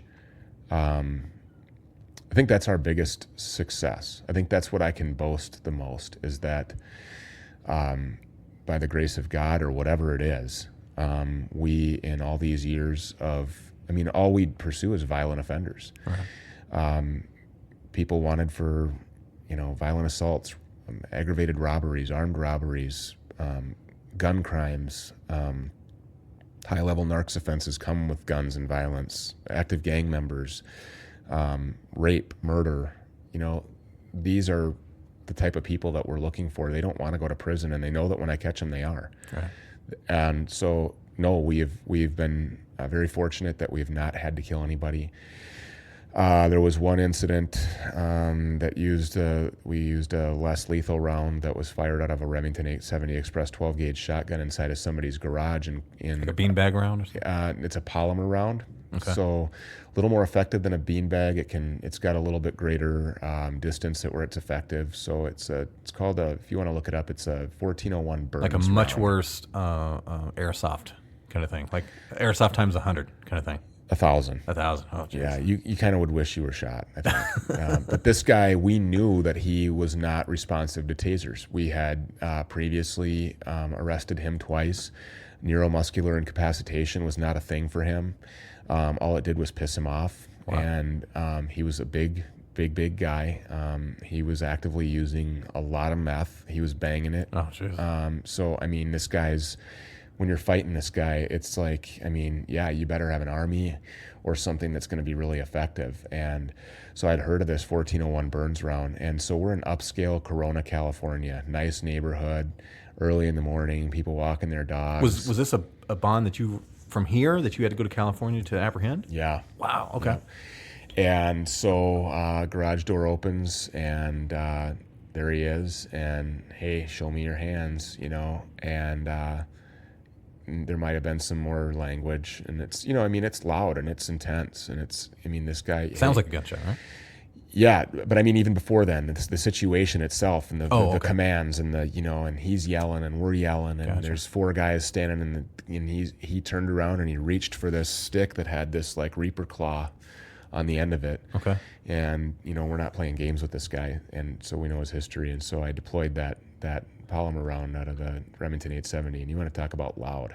And then so Did it drop him? Was it? oh yeah, it took him right off his feet. Okay. And the guy's, you know, well over 200 pounds, mid 200s, probably even upper 270, something like that. Took him right off his feet. He thought he was shot. And then you know, the report from the shotgun and all that. And so let's just say that happened. Okay, so the neighborhood we were in, I would compare it to like, you know, upper scale Eden Prairie, Edina, Really? that kind of area. Imagine if that were to happen there. We would have every squad in Hennepin County or in, you know, whatever. Every in the county city. surrounding, yeah, helicopters, and absolute news. shotgun fired by bounty hunter. You know, out there, you know what we got? Got a call from dispatch. Hey, we're getting a bunch of 911 calls about a gunshot. Was that you guys? Yeah. Is everybody all right? Yeah, we're good. All right, we'll cancel our squads then. All right. Never showed up. They've got way too many other shootings I mean, in yeah. California area. So What was the last one I want to shoot before we get started? Oh, yeah. You ever had to arrest a friend or family member? no. Okay. I have had a couple of acquaintances' names come across my desk, and so I had to refer that. I'm not. Is that like an ethical choice on your part that you just don't want that? No, I mean, no. Don't get me wrong. I'd arrest a friend, Right. if they had a warrant. I mean, it's my job, you know. Gotcha. But if I can stay away from it, I do, because I just don't want anybody to perceive that I used maybe softer gloves with this person, or, you know, gave them extra latitude, or, you know, did them any favors. If I can avoid even alluding to that or graying that area, you know, I just have my team go do it. Right. I won't be personally involved. And then a guy that worked for us, Yeah, good point. he was fired. A guy that worked for us had his mother had a warrant. Oh, okay. I thought you were going to say one of your former employees ended up being wanted. No, I wouldn't be surprised if he does end up wanted someday. Ouch. But the guy that I'm talking about who was fired, but he did harbor a fugitive. His mother. No, a friend of his. Oh, okay. While he was working for our agency, he participated in actively aiding an offender, hiding a fugitive. How embarrassing, you know, for me as the owner of an agency. So this comes to my attention. Did you find that out pre-investigating and trying to Yeah, I apprehend? got a phone call from one of the guys that works on a task force and said, hey, you recognize this name? And I go, yeah, he works for me. And he goes, hey, can we meet and talk to you about the possibility that he's aiding an offender? I go, no way. And turns out he was. And, you know, task force went over there and they made an apprehension, and the guy that worked for me was a complete jerk. Wow. MFer in the police and all that. And I'm like, really? You're fired. I can't Yeah, have you that. can't at that Come point. on. I mean, Yeah. So I don't know what he's doing now. I think that he talked about moving to Denver or something. I'd heard a rumor, but really disappointing, because I really, really liked the guy. And he was completely effective. He grew up on the north side. Okay. He could blend. He was a track star. Nobody was outrunning this guy. Little white guy, you know, but knew the streets, street savvy, street tough. But I think, you know, some people are just criminals, and I hate to say that, but I think that there are people that nothing is ever you'll always be a criminal. You're always going to think like a criminal. And it's unfortunate, you know, I mean, some people, I guess, are just not rehabilitatable, and, or just not even rehabilitatable. Like not that he had been to prison before, but everybody's got to grow up, right? Mm-hmm. Okay. You're ashamed of the fact that you were involved in the dope trafficking game. Yeah. You grew up, you know. You had a mind-blowing, eye-opening experience. You almost nearly lost your life. You know, I don't know if that's what it's going to take for a guy like, you know, the guy that used to work for me or what. But I think he's had those too, Right. you know, and still you're making decisions like that. And he knows how that ends because he's worked for this agency and he knows about people aiding an offender and how that story ends. Right. It's not a good ending. He's lucky that it happened the way that it happened, you know, and that he was able to avoid getting charged criminally as well. I mean, because certainly he could have been. I just think, you know, in today's age of prosecution, it would have been dismissed anyways or declined to prosecute. And, you know, guys are a little discouraged about that in today's climate. But no, that's, so yeah, I mean, it's mind-boggling. It's embarrassing, but it's very real. I mean, people are people. They're humans. They screw up. They're animals. They make mistakes. You know, I mean, we're animals, right? Right. And so, I mean, everybody makes mistakes. I've made my fair share. It's who learns from them and who doesn't that I think defines you as a person and what kind of character you have. And so it's those kinds of people that maybe sometimes, and what's really embarrassing for me is all my years of doing this, basically what is my job? My job is to learn about somebody in a very short amount of time, whether it's through interviewing your associates or loved ones or family members or looking at your social media or looking at your criminal history or whatever it is to learn about you, Right. so that I can ultimately put myself in the same place at the same time.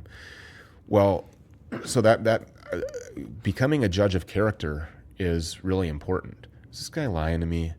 You know, what's in this guy's pockets? Does this guy want to kill me? Okay, this guy's not the subject of my investigation. It's his buddy, but he's got his hands in his pockets. Am I crossing the line here by telling him to get his hands out of his pockets? I mean, I'm not the police, right? Am I giving him an unlawful order? Am I going to be charged with false imprisonment if some jerk cop decides that that's, you know what I mean? Right. So I'm directing his actions. Is that kidnapping if I say, hey, you go stand over there? So, you know, you learn these things kind of on, so becoming a really good judge of character is important because no, I can't tell that guy to take his hands out of his pockets. I can ask him, hey, would you do me a favor and take your hands out of your pockets so that everybody here feels a little bit more comfortable? Right. And if they do it, great. If they tell me to F off, I mean, that's just, it is what it is. It is what it is.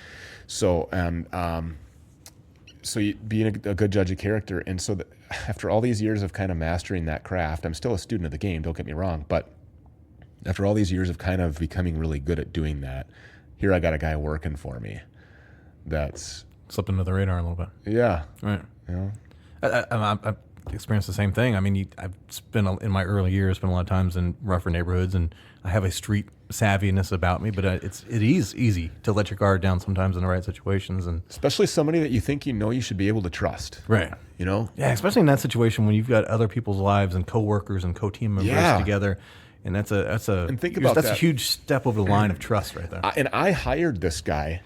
So think about the apologies to the rest of my team. I consistently, on a day-to-day basis, put your lives in this guy's hands, and for that I apologize. Not to say that he ever, you know, whatever. I mean, he did a good job. Right. He did. He did a really good job in his function, which was But that capacity could probably lead to opening the door to more, sure. doing more, or allowing more things to happen Yeah. or something. So Yeah. that's all right, we're getting close on your cutoff time here. So we got a few stories that I talked to you about earlier. Why don't you tell me first about the Matthew? Is it Copist? Matt Copus. So, yeah. Just with listeners, these are like big apprehensions. Well, that you know, he's done. and I don't know. I mean, yeah. So Matthew Copus, I think he's actually still currently in the Minnesota Department of Corrections, or if he's not, he ought to be. He was charged with criminal sexual conduct. He was a younger guy. He took off. His mom signed for his bond. We were looking for him. I mean, we were just really struggling. Mom didn't know where he was. You know, and this is this is pre the days of, you know, being able to track people electronically or forensically or whatever. I mean, you know, for us, you know, the CIA was doing it, Right. You know, and so, but remember the caller ID that when you had a home phone and it was that little box that had like 7 different cords coming out of it because you got to plug it into this and that and the other. So I'm at his. Was I there? No, I don't think I was there. She called me. Oh, that's what it was. I have something that I need to show you. So we go over there, and Copus had called her And the number was displayed on the caller ID, but it came up payphone. So I just Googled that area code, and I found that it was a city and state down in Indiana. Okay. So wherever IU is, what is that? Is that I don't remember what city that is. You? Yeah, where the Indiana University is. Oh, okay. And it was funny because they had the half-naked run while we were down there, too. So all these college kids are running half-naked through the town. And we're sitting there. We don't know anything about this. So we're out eating on this like veranda-type area. And here goes all these half-naked college students just, like, running. And I'm like, what's going on? Because you start to panic a little. Like, what are they running from? They're not properly clothed. They're running from somebody. Well, in their defense, what else do you do in Indiana? Really? Correct. Is there an active shooter here? I mean, what's going on? So... anyway, we end up down there, and we literally had nothing to go on other than a city and a state. And we knew that he was with a female who he called his girlfriend at the time, and we knew that they were homeless. We kind of knew the area, so I thought either they're going to have to get a job. They're going to have to do something to earn money, and more than likely it won't be him getting the job. It'll be her. So we literally went to the mall, and have you seen this guy or this girl? You know, showing pictures. Right. Have you seen these people? Have you seen these people? And Victoria's Secret said, in this mall, said, oh my God, that's the girl that just interviewed yesterday. She applied to work here. Right. That guy was sitting on the bench right there. And she pointed just outside, you know how in the mall, just outside of the Victoria's Secret was the little trash can. I'm impressed she had that recognition of both. Yeah, he was a pretty, and she interviewed the gal. Okay. So, more face contact, I guess. Yeah, it'd be shameful if she didn't, to be honest with you. But yeah, no, I mean, that was great. And so, and I go, listen, we're bail enforcement guys from Minnesota. I mean, are you going to hire her? And she goes, well, I don't know if I'm really allowed to tell you that. And I go, well, you're allowed to tell me that. She goes, no, we're not going to hire her. She doesn't really fit what we're looking for here. And I said, okay. I said, well, would you mind showing me the application? And she goes, I don't know if I can do that or not. And I said, okay. Well, would you mind telling me that if you were me and you were to be looking for this guy who's wanted for criminal sexual conduct, where I might have some success finding him? And she goes, he's wanted for what? And I told her, and she said, oh, yeah. Yeah, hold on a minute. And so she comes back, and she kind of gave us the neighborhood to be in. And so I ended up posing as a volunteer, and I did volunteer, and I actually did community service in a soup kitchen. Right. I was, we knew that he came there, daily, if not every other day. Right. And so my job was portioning out the Cheez-Its. Nice. And so there I was with my gloves portioning on. out the Cheez-Its and the Justice. Yeah, doing both exactly. those things. And we were hoping, and he did not end up coming through the line. And then of course these shelters, these homeless shelters, and with all the HIPAA and the privacy acts and data privacy, this and that, and rights and all that, they're not allowed to tell you that the guy's there. So you just got to kind of watch them, sit on them, and whatever. And so, did they know that you were volunteering undercover? Those people at the soup kitchen did. Okay. And they were good with that. Okay. And they could tell me, yeah, we see him coming and going.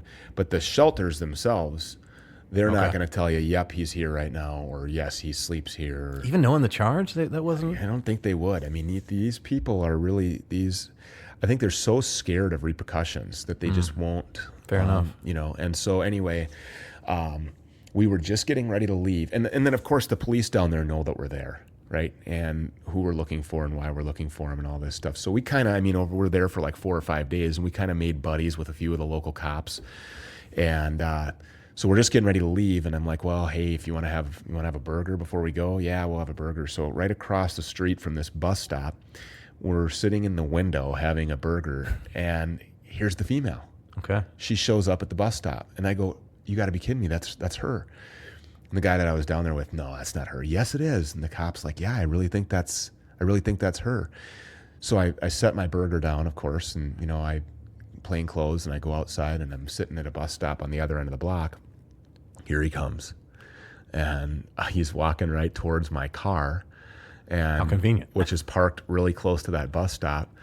And I'm like, go, go, go. And, me and 2 cops and my Are you looking, because you've got a copy look about you and your dress and are you disguised in any kind of way to not look so copy? No. Okay. I got a copy look? Yeah, well, look, you got the Lady Justice on your tattooed on your forearm. You got a camo hat and American flag on your shirt. I suppose. Yeah. And the gun. I mean, that's a the dead gun giveaway. is a dead giveaway.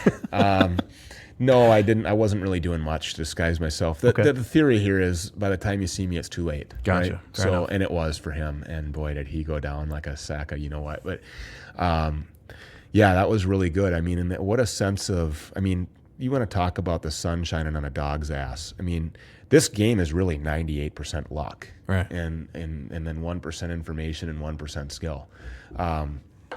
We've had people that we've been looking for out of state for weeks, and we're getting ready to leave the state, and we're filling up, fuel in our vehicle, and the guy pulls up next to us to get fuel. I mean, are you kidding me? So, and I know that I gave you a time, but if you wanna, I've got another 15 minutes. Okay, because I definitely want to get to that last story. I definitely want to get to that. Sure. Okay. So Matthew Kopis, yes, that was a good one. I was working with a guy that I don't work with any longer. Another bad judge of character moment that I'm ashamed of in my history. Turned out to be not such a great dude, but we had a lot of fun, and he just I wanted to elevate my professionalism constantly. I'm still looking to do that. Right. Any chance I get. I appreciate that. Whereas he wasn't going that route.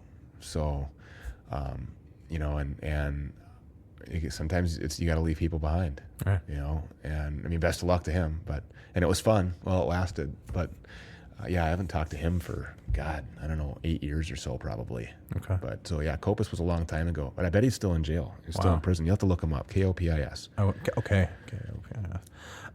Do we have enough time to do both those stories? Because I really want to get the Mexico trip as much detail as possible, because that was... Yeah, we have time for both of them because I can't go into a ton of detail on the Mexico trip because matter of fact, just in my mailbox today, got a subpoena for that case. Oh, so this is still processing. Yes. Okay. Yeah, this was very recent. So I can't do names on that one, and I can't talk about specific tactics. So I'll just have you tell me whatever. We'll save that one for last. Go to the third degree unintentional homicide? So when you sell heroin to somebody who overdoses and dies, that's a murder rap. That's a murder beef, and you're looking at a murder charge. Be. So and she, and we've had a lot of that recently here in the Twin Cities area, haven't we? Had about 9 overdoses or 9, 10? God, just recently, 9 or 10 dozen. I mean, there. And then I love how the media always says, so officials are warning that there's a bad batch of heroin. Is there a good batch? Yeah, no shit. Come on. So, it's not like strains of weed, bro. It's like it's going to kill you if you do too much or do it missed the wrong out on time. the good batch of heroin. I have to leave that alone for now. Great point. So I think Beverly Burrell sold heroin to some underage kids. I think they were 16 or so. Oh, fuck. They died, and she missed court. And so those, I think, you were asking me about any that stick out in my mind, and the reason why that one sticks out in my mind is because on our Facebook page, where we have like 30,000 followers, we post people when they're captured, and if they're captured for a drug trafficking charge, people are there's all the haters on there with the whole, why don't you go arrest somebody who's hurting somebody, or I do job. that. I do that with the weed arrest. I'm guilty. Yeah, of I mean, that. no, and that's good, another victimless crime. Really, I mean, that stuff is poison, and it is destroying. It is one of the largest factors, I think, in the downfall of a society or a community. I agree 100%. Or and that and it's linked to opioid pills and prescription pills. It's who's the number one drug killer in this country. Who's right the now. real suspect here? The medical industry and these pill pushing doctors and now the same companies are making drugs to treat the addiction to the drugs, and that's just fucking mind blowing to me. It's criminal. That's just. I want to go on when you go start arresting pharmaceutical producers. I want to go with you. Do a ride along. Yeah, I want to do a ride along for that one. Man, I tell you, that would be tremendous. I'd love to go right to Washington, and I mean, some of these lawmakers. Listen, they could care less about. Like they're paying them. They're writing checks. And inside this legislation is nothing but favors. And, exactly. These politicians, once people understand that they have one single objective, and that's re-election, thank you. Then you'll really start to understand what's going on out there. They will say anything, do anything. And that includes local politics, and I'm not going to name names, but just pay attention to your mayors and I your do. council people, and so I don't approve of either side politically. So right there. Anything else specific about that arrest or? No, I mean, other than the fact that it's very rewarding for me because I've got a lot of friends that are on task forces, whether it's the marshals or the DOC or the DEA or the FBI or the Safe Streets or, specialized units within departments like the critical response team and the violent offenders task force, So those are specialized units where a lot of our investigations cross a lot of theirs naturally because we're looking for the same people. So you become buddies with these people, and it's kind of, I mean, it's not a genitalia measuring contest by any means, but there's a certain sense of satisfaction that comes when everybody's looking for this person and I found her, right? Or him, right? And so that was one of those, and it's somebody who really hurt somebody. How many deaths was she responsible for again? Two that I know that she was charged with. Underage kids. Yes. Jesus Christ. Yep. And speaking of underage kids, that brings me to that third story. Right. So you tell me as much as you can tell me about so that. we're looking for a guy that's wanted for raping an 11-year-old, 7-year-old, and 9-year-old who... What was his relationship to him? Can you say that? Yeah, he was known to the victims. He would have been the boyfriend of their mother.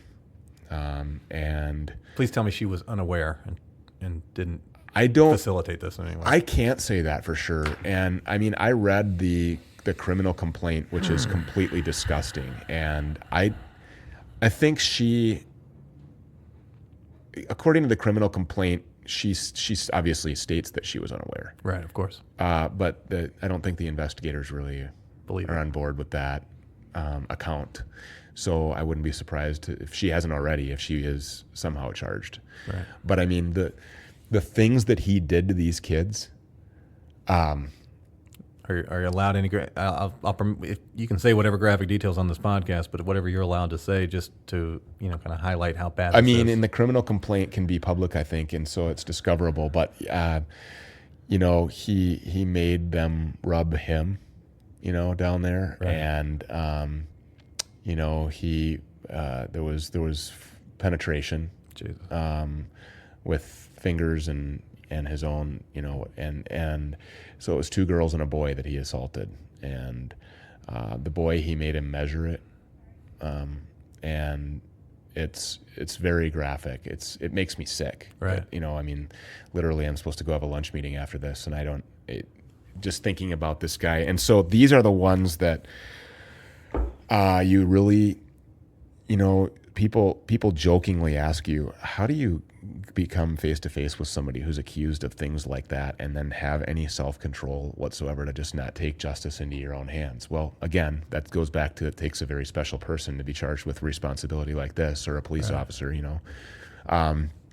So yeah, no, I made that case a top priority. The person is not from the United States. They're from our neighbors to the south.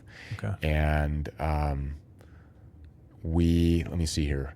So we went, I'm just trying to make sure that I'm not going to do anything to jeopardize this case. Yeah, because take your time. I want to make sure that this guy gets prosecuted to the fullest extent of the law. And I definitely don't want to be responsible for him No. getting away from anything. And I don't think that any specific, because I'm not going to talk about case-specific related things to him, but I can discuss the apprehension. Yeah. And so anyway, we knew that he was hiding across the border. Okay. And we knew people that were close to him. Now, let me just, I'm going to just give you some hypotheticals. Please. Let's say that you are hiding across the border in Mexico. It's no secret that there are Mexican drug cartels, right? I mean, Definitely. Everybody knows that. Definitely. Okay. It's no secret that they operate in our country and that they operate out of Mexico. I mean, that they're very violent. They operate in our city here. Right. Yeah. It's also no secret that they control a lot of tourist towns in Mexico, and that they don't want that BS going on in their towns because they make money on this tourism. Right. I mean, that's a little known fact. A lot of those resorts have cartel money invested in them. If absolutely. Not completely. Yeah. And they're very safe towns to be in, right. because the cartel doesn't put up with any of that crap in their towns, and they want it to be nice for Americans to come and spend their money. Exactly. So, and they don't take very kindly to charges of that nature. I mean, if the cartel were to find out that that guy was hiding in a city that is allegedly controlled by them, I would be the least of that guy's concerns.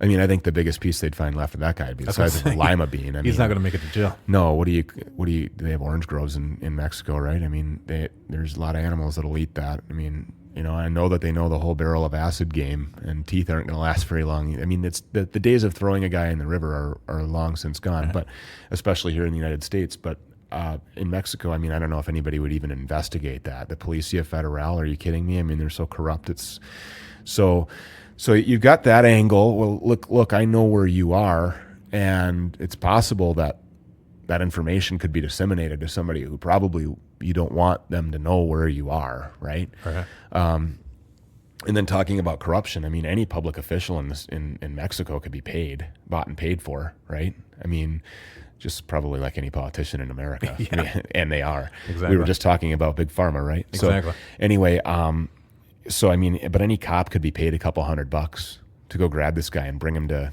you know, the border for me, right? Or turn him over to CBP at the border or whatever. So without discussing specifics, we'll just say that we made some communication with the defendant, and we promised him that there were 3 ways that he could do this, and we boiled that down to 2, the easy way or the hard way. And we kind of brought ourselves back to the old to the roots of bounty hunting. You're wanted, and it's going to happen dead or alive, you know. And I don't need to have any involvement in that. Right. I'm just telling you that the reality of the situation. If I do a press release, so this isn't even me just contacting the cartel and arranging for this guy's death. I mean, come on, that would be implicating myself in a conspiracy to commit homicide, right? Right. But if I were to do a press release in the U.S. city that borders this cartel-controlled tourist town where this guy is hiding, well, you know those guys read that paper, right? Hey, here's his picture. This is his name. We know that he's there, but we can't bring him back. We don't have a UFAP warrant. You know, help us out here. You know, that's a warrant that allows you to cross borders to the unlawful flight to avoid prosecution. Yeah, the UFAP warrant. Gotcha. International borders. Gotcha. It's a governor's warrant. Is another way that it gets worded, but. So anyway, fortunately, we didn't have to really go that way. On the flip side of the coin is we certainly did a press release for that after he was in custody. But we were able to negotiate his travels from the border town back across into the hands of officials, federal agents here in the United States. And then, of course, he was held for extradition back here to Hennepin County. These rapes happened right here in Minneapolis. So, I mean, this is a very close to home thing. It was, I would say, hands down, the most rewarding apprehension that I have facilitated in my many, many years of doing this job. Those are the ones that we live for. Those are the guys that you hope rot under the jail, you know, and I don't wish death upon anybody, but it's hard not to think that it'd be all right if something, you know what I mean? So I don't know.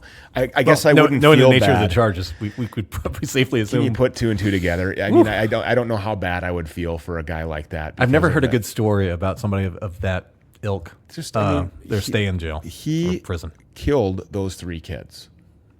They will never have an opportunity to be normal people. They will never be able to get rid of that mental image that is permanently ingrained. They would have been better off being murdered than, in my opinion, sexual assault victims. Bad enough. Yeah. That's terrible. But then kids who don't really have the life experience to even have a shot at a coping mechanism, you know, and then they blame themselves. And I mean, just like a lot of adult sexual assault victims blame themselves, you know. I mean, so I pray for those kids. I've never met them, and I don't want to. Did you have FaceTime with him? Yes. Can you talk about? No, because that was an interview. So I can after, if we want to do this again sometime and just maybe do a follow up. Definitely. And I just got subpoenaed in that case today. Okay. So I am.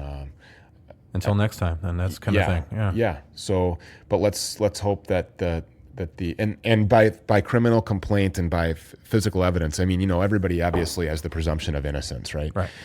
I will just say that I've read the criminal complaint and I know that I know what evidence there is here. So let's just hope this guy gets convicted, and goes away for a really long time, and that he gets a judge that is sentence heavy, because nobody deserves to be walking around with guys like this on the street. Right. So there's been a lot of rewarding ones. Like I said, we don't chase anybody who's wanted for a driving after revocation. They may be wanted for driving after revocation because that may be one of the charges but we're chasing him on that gun charge. We're chasing him on that assault. We're chasing him on that strangulation, felony domestic. We're chasing him on those high level, narcotics distribution charges. We're chasing him on that gangbanger stuff, so if you're a gangbanger from Chicago, stay there.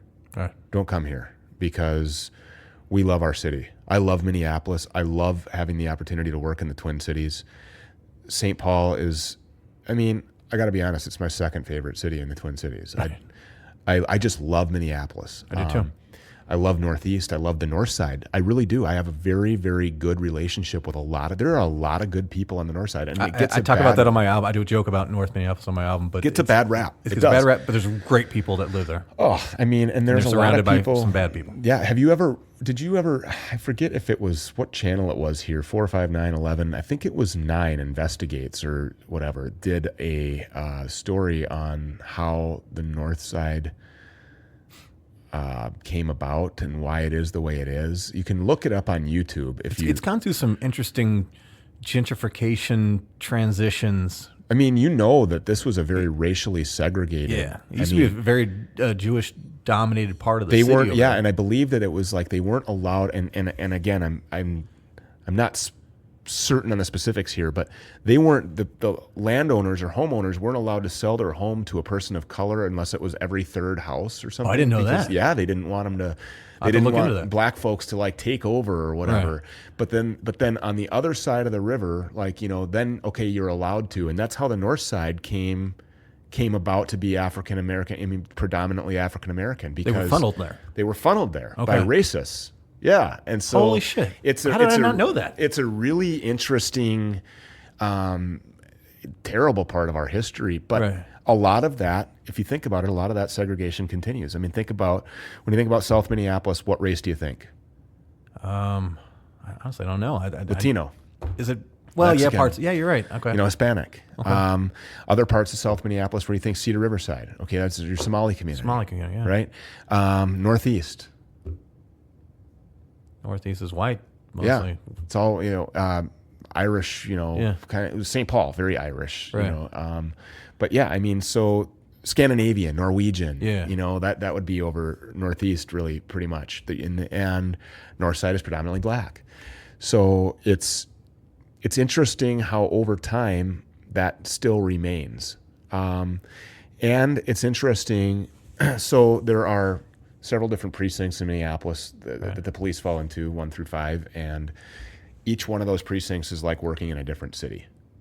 And the 4th precinct is the North Side. That is literally like its own city as compared to downtown in the 1st precinct, or over south in the 3rd precinct, or in uptown in the 5th precinct, or northeast in the 2nd precinct. It is literally like being in a different city every time you go to one of those places. So I never thought of it like that. You can look at the negative side of that and live under a rock and be in our history and what terrible racist people and this and that. Or you can choose to say, wow, how fortunate are we to be right at the center of this melting pot, the greatest place. I've been. That's probably the reason I like it so much. Yeah, I've been everywhere. I'm a very well-traveled person, especially in my job. And I'm telling you, there is no greater place than the Twin Cities. We are very lucky to be here. I'm very lucky to operate my business here. And I hope to be here forever. Awesome. Yeah. Stu, thank you for taking time for doing this. Absolutely. Thanks for having me. I constantly have conversations. I have expectations of what I'm going to get out of a conversation. And this is an example, one of the ones that's just like twice as good as what I predicted it was going to be. So I'm learning a lot from you. And I'm a pretty talented person. You are. And some of your insights I needed to hear. So yeah, I appreciate that. I appreciate you listening. Right on, man. Thank you. Take it easy. Holy shit. Filter Free America listeners, what did you think about that episode? All right? Number one, did it change your perspective at all? All right? Do you have a maybe slightly better point of view if you came in with a negative one about the job of a bounty hunter? Right? Especially one like Stu. I tell you what, I definitely did. I think I let him know that as well too. And I don't know. I again, like I said in the beginning of the episode, I'm sure there's plenty of stuff he and I probably disagree on, right? But I feel I appreciate him as a human being. I definitely appreciate the work that he's doing, especially hearing that last story that he shared with us. I don't know. It makes my skin crawl, and I'm very happy that there is an alternative to just law enforcement out there working to get people like that individual detained and put into cells where they belong. Because again, if you can hate the law enforcement, community as much as you want, and you can maybe not appreciate the job that Stu does, but I'm going to have some very critical questions of you if you don't want to see a violent criminal pedophile locked up. Okay, fair enough, right? Big thank you to Stu Peters and of course the everyone at the Twin Cities Apprehension Team. Please keep doing the good, important work that you're doing. Please stay safe out there doing it. And I think Stu enjoyed the conversation. He and I were also already talking about doing a future second episode about some cases that he couldn't really talk about at the time because everything was still going, including that last one. He's going to be able to talk in greater detail once it goes to trial and all that stuff's out of the way. And plus he told me a few other stories after we were wrapping up that are mind blowing. Some of the adventures that he's had doing this job, some that actually leave the continental United States. I'm just going to leave that as a hint for that next episode. So be on the lookout for that. When we get that one recorded, it's going to be pretty fantastic. But again, thank you to all you guys for helping make this episode happen.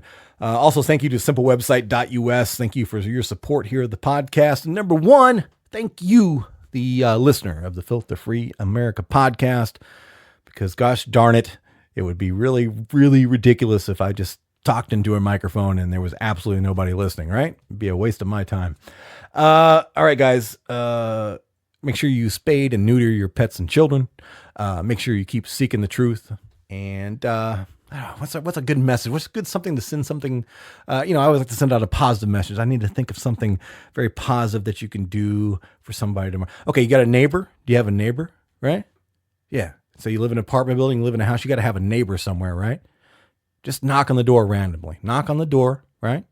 And just say, hey, neighbor, I just want to let you know I'm happy to be sharing this area of the world with you. I'm glad you're my neighbor in this apartment building, or I'm glad you're my neighbor on the street. I just want to stop by and say hello and hope you're doing really good, right? That's a little bit of positive energy, right? Just out of nowhere.